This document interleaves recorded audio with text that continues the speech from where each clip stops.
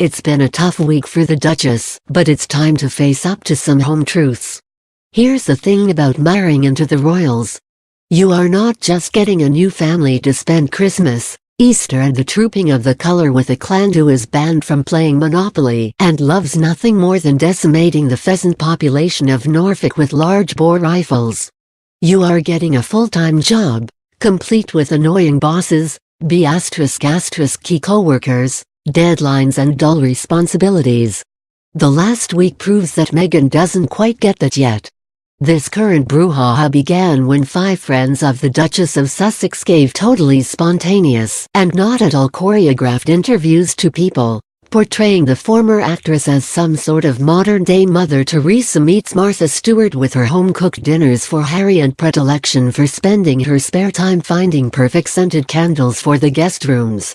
In among the platitudes, these friends claimed that Meghan's father Thomas, who has TMZ, Piers Morgan and the local heart attack unit on speed dial, had not been in touch with the Hollywood star since she turned HRH.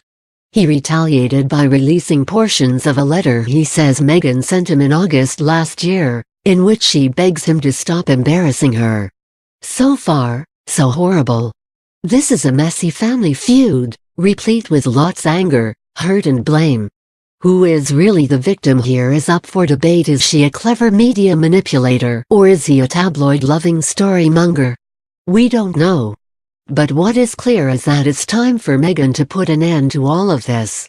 She had to know when she sanctioned the People's story that Thomas would retaliate in the only way he knows how, by going to the media and spilling all the tea.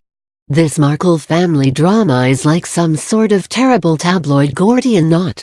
Meghan obviously feels deeply aggrieved about the tsunami of negative stories about her that have hit the headlines, from her 5 a.m. emailing ways to allegedly demanding St. George's Chapel be spritzed with something like Glade to get rid of that musty smell, to the notion she is Duchess difficult. However, she is missing the bigger picture. The former Suits star is only perpetuating this messy family situation.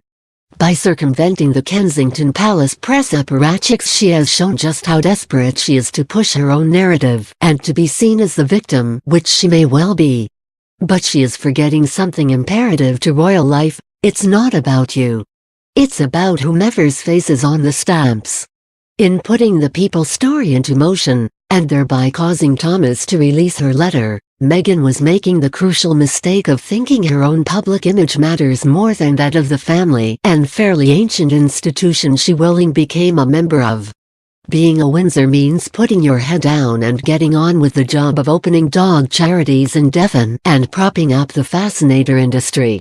It means putting the well-being and image of the royal family ahead of her own, and that involves putting on a nice coat, trotting along to some hospital opening and smiling, not worrying about whether the public thinks you are demanding ***ch. It is also interesting that the People's story and Lettergate happened only weeks after her new communications secretary Christian Jones came on board.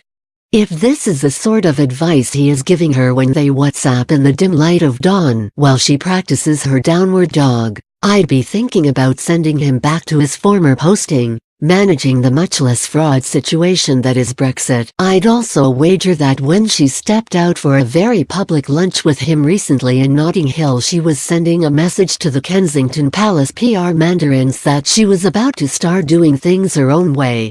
Meghan's father has obviously hurt her deeply, and she him, but enough.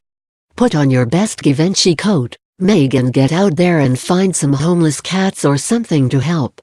It might have taken nearly a year, but only now is the truth hitting home. She got the fairy tale wedding, but the happily ever after is far, far more complicated and demanding.